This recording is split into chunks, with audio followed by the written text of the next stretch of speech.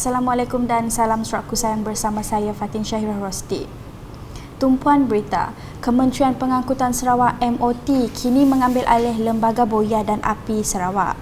Menteri Pengangkutan Sarawak Datuk Sri Lee Kim Shin memberitahu sebelum ini Lembaga Boya dan Api Sarawak di bawah tanggungjawab Kementerian Infrastruktur dan Pembangunan Pelabuhan Sarawak MIPD. Jelasnya, pengambil alihan ini susulan daripada rombakan Kabinet baharu selepas pilihan raya negeri ke-12 PRN 12 Sarawak. Ini adalah susulan dari pembentukan kementerian ini dan juga mengikut Sarawak Government Gazette, susulan dengan perancangan kabinet baru oleh Yang Amat Berhormat Ketua Menteri, dan jadi ada juga perubahan juga dari segi bidang kuasa. Jadi untuk Kementerian Pengangkutan Sarawak, jadi kita ada tambah bidang kuasa kali ini, iaitu Lembaga Boya dan Api Sarawak adalah sekarang di bawah tanggungan Kementerian Pengangkutan Sarawak. Ya. Beliau berkata demikian ketika ditemui selepas sesi taklimat khas dan penyerahan Lembaga Boya dan Api Sarawak di bangunan Baitul Makmur 1 pada Khamis. Datuk Sri Lee menambah kementeriannya juga akan memastikan Lembaga Boya dan Api Sarawak ini berfungsi dengan lebih berkesan dan cekap setelah dipertanggungjawabkan. Pasukan dalam kementerian saya termasuk pasukan pegawai undang-undang kita akan mengkajilah segala perkara dan isu ditimbulkan, dan jadi tim kita, pasukan kita akan membuat kajian dan kita akan juga membuat pembuasaian, ya, dan perubahan mungkin dari segi organisasi dan struktur dan sebagainya, supaya Lembaga Boya dan Api Sarawak boleh berfungsi dengan lebih berkesan, dengan lebih cekap, khasnya dari segi navigational aid dan safety lah, ya, iaitu keselamatan akan diberi perhatian berat lah. Dalam program berasingan, Datuk Sri Lee yang juga ahli Dewan Undangan Negeri Adun Senadin telah menyerahkan pelantikan semula dan baru Ketua Masyarakat dan Ketua Kaum KMKK Daerah Miri.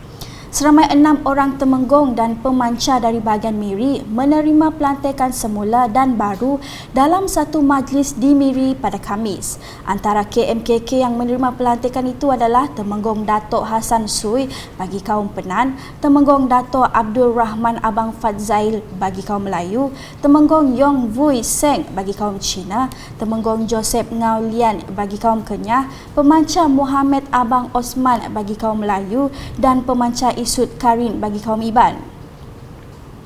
Majlis tersebut turut dihadiri pegawai pejabat residen bahagian Miri Abdul Aziz Muhammad Yusof dan pemangku pegawai daerah Miri Siti Rohani Yusof. Berita seterusnya, Kementerian Pendidikan Inovasi dan Pembangunan Bakat Sarawak MEITD telah mengadakan lawatan ke Kementerian Pengajian Tinggi KPT di Putrajaya baru-baru ini. Rombongan tersebut diketuai Menteri Pendidikan, Inovasi dan Pembangunan Bakat Sarawak, Datuk Roland Sagah WIN bersama Menteri Muda Pembangunan Bakat, Datuk Francis Harden Hollis, Menteri Muda Pendidikan dan Inovasi, Dr. Anwara Pai, Setiausaha Tetap MEITD, Datuk Kamari Afendi serta pegawai-pegawai lain. Menerusi pertemuan bersama Menteri Pengajian Tinggi Datuk Seri Dr. Noraini Ahmad, Datuk Roland Sagah bersama rombongan telah membincangkan lebih lanjut berkaitan dengan isu permohonan visa pelajar luar negara yang menuntut di Sarawak. Selain itu, turut dibincangkan mengenai pendidikan dan latihan teknikal dan vocational TVET dan institusi pengajian tinggi IPT. Turut dibincangkan berkaitan kolaborasi yang boleh dijalankan bersama dengan kerajaan pusat di peringkat Sarawak.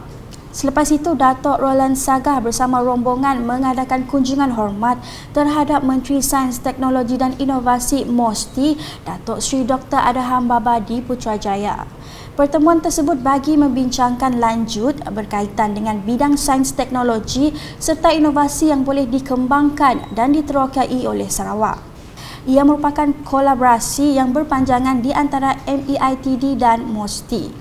Turut dibincangkan juga program yang boleh dilaksanakan di Sarawak bersama pihak MOSTI dan bagaimana untuk mengkomersialkan produk yang telah dibangunkan juga menjadi antara agenda yang diberikan penekanan oleh pihak MEITD. Dalam pada itu, Datuk Roland Sagah bersama rombongan juga mengadakan lawatan ke Talent Corporation Malaysia Berhad Talent Corp di Talent Corp Damansara, Kuala Lumpur. Pihak Talent Corp Malaysia yang diwakili Ketua Pegawai Eksekutif kumpulannya, Thomas Matthew, menyambut baik kedatangan dan hubungan yang terjalin antara Kerajaan Pusat dan Kerajaan Sarawak. Fokus utama pertemuan tersebut adalah untuk mengetahui lebih lanjut bagaimana Sarawak boleh menguruskan dan menyelaraskan pembangunan bakat di negeri ini. Berita berikutnya. Kerajaan Sarawak di bawah gabungan Parti Sarawak GPS akan terus komited mengukuhkan peranan dan fungsi Jawatan Kuasa Kemajuan dan Keselamatan Kampung JKKK. Menteri Muda Infrastruktur dan Pembangunan Pelabuhan Datuk Majang Renggi berkata, ia termasuk aspek kepimpinan atau kecekapan dalam mentadbir urus kampung dan rumah panjang. Beliau berkata demikian semasa berucap dalam program taklimat pengurusan JKKK secara efektif Zon Niah dan Zon Suai di Dewan Masyarakat Sepupuk Niah baru-baru ini. Datuk Majang yang juga merupakan ahli Dewan Undangan Negeri Adun Samalaju menambah, program taklimat ini diadakan adalah bertepatan dalam menyahut seruan Kerajaan Sarawak bagi memberi nilai tambah ke arah mengukuhkan pengurusan JKKK dan pemimpin akar umbi. Beliau berharap kepimpinan di peringkat JKKK dapat membawa sesebuah kampung atau rumah panjang yang diterajui mereka ke satu tahap yang lebih tinggi dan boleh dibanggakan. Beliau juga percaya kepimpinan JKKK akan terus memberi komitmen yang tinggi untuk membantu kerajaan menjayakan pembangunan dalam pelbagai aspek termasuklah pembangunan luar. Berita diteruskan dengan Jabatan Bekalan Air Luar Bandar JBAB Sarawak telah mengadakan satu sesi dialog bersama pemimpin masyarakat bagi menerangkan projek bekalan air wilayah Sangan bahagian Bintulu di Pejabat Daerah Tatau pada Rabu. Taklimat itu bertujuan memberikan penerangan berkenaan dengan pelaksanaan projek bekalan air luar bandar di kawasan Dewan Undangan Negeri Dun Kakus. Projek ini akan memberi manfaat kepada 1,130 isi rumah di kawasan Jalan Sangan Kemuput dan Jalan Tatau Kelawit meliputi Klinik Sangan, Jabatan Pertanian Sangan, Pekan Sangan, Sekolah Kebangsaan SK Kuala Lumpur, SK Sangan Iban, SK Kelawit dan SK Bagiau. Status projek ini dalam proses pengambilan tapak dengan jumlah keseluruhan projek berjumlah RM190 juta. Sesi dialog ini telah dihadiri Menteri di Jabatan Ketua Menteri yang juga ahli Dewan Undangan Negeri Adun Kakus, Datuk John Siki Tayai. Selepas taklimat, pegawai JBAB bersama Datuk John Siki telah bergerak ke Sangan Tatau bagi meninjau tapak projek. Berita selanjutnya, pemberian vaksin hari ketiga bagi program imunisasi COVID-19 kanak-kanak PIC Kits di Pusat Pemberian Vaksin Khas SPPV Hospital Umum Sarawak berjalan lancar. Tinjauan mendapati ramai ibu bapa datang membawa anak masing-masing lebih awal bagi mengelak kesesakan. Keterujaan itu dikongsikan oleh Wartawan Unit Komunikasi Awam Sarawak UKAS, Firdaus Matrang dan Lia Amira dalam laporannya di SPPV Hospital Umum Sarawak pada Khamis. Tinjauan di Pusat Pemberian Vaksin PPV Hospital Umum Sarawak mendapati kanak-kanak ditemani penjaga tiba lebih awal daripada masa yang ditetapkan menerusi aplikasi MySejahtera. Belon warna-warni diberikan kepada setiap penerima menceriakan lagi suasana sekaligus mengurangkan rasa gemetar kanak-kanak sebelum divaksinasi. Keadaan di sini boleh dikatakan agak baik, semuanya terkawal, keadaannya juga tenang, kanak-kanak kebanyakannya ceria. Ibu bapa serta penjaga juga banyak memberi semangat kepada mereka. Bukan hanya dewasa atau remaja sahaja, malah kanak-kanak pun terdedah dengan jangkitan COVID-19. PIC Kids merupakan salah satu usaha bagi melindungi mereka. I feel okay. It's not painful. All the friends please come and take the vaccine. Cik sakit pun vaksin. Cik kena COVID. Dalam pada itu, proses vaksinasi kanak-kanak juga sama seperti dewasa. Yang membezakannya adalah dos untuk kanak-kanak jauh lebih rendah. Kementerian Kesihatan Malaysia KKM menyasarkan 70% kanak-kanak yang layak di dalam sistem pendidikan dapat diberikan dos pertama vaksin jenis Pfizer-BioNTech dalam tempoh 2 bulan dari sekarang. Peak Kids dijalankan di bawah pengawasan pakar perubatan kanak-kanak dan pakar perubatan keluarga yang mana pelaksanaannya dibuat mengikut temujanji di sekolah. Untuk vaksin tu sebenarnya anak kami tu ada chronic lung disease. So memangnya refer doktor pakar. Jadi kami minta tanya doktor pakar lah, adakahnya perlu ambil vaksin nak? Memang perlu. Semoga vaksin tu boleh sedikit membantunya daripada bila dijangkiti, ia akan teruk lah. I think it's safer for us to take the vaccine rather than if you got the COVID, then it will have a symptom for long life. Yeah.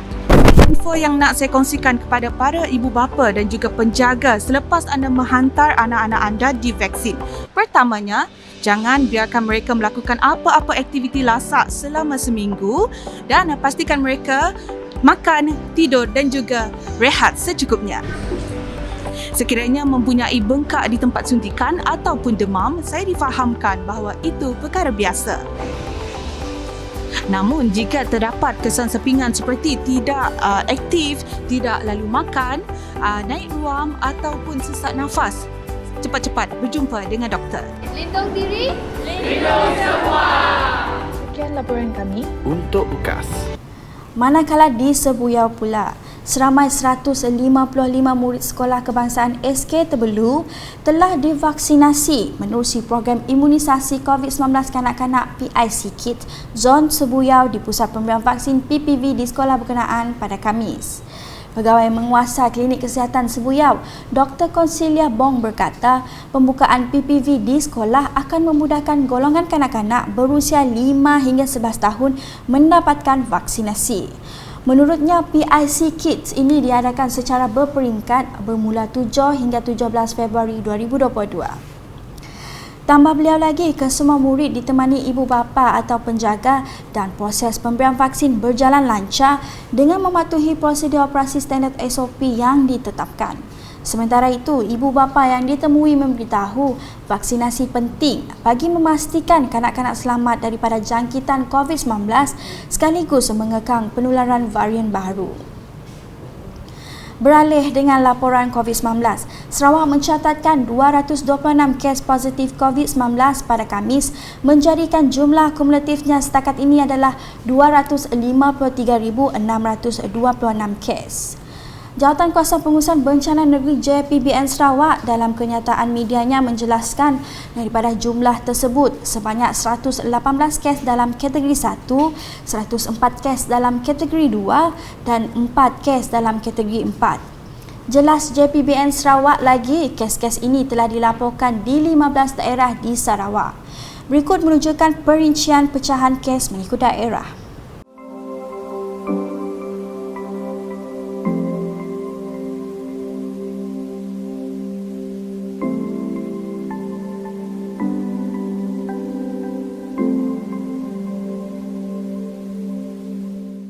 Sekian edisi Tengah Hari bersama saya Fatin Syahira Rosti.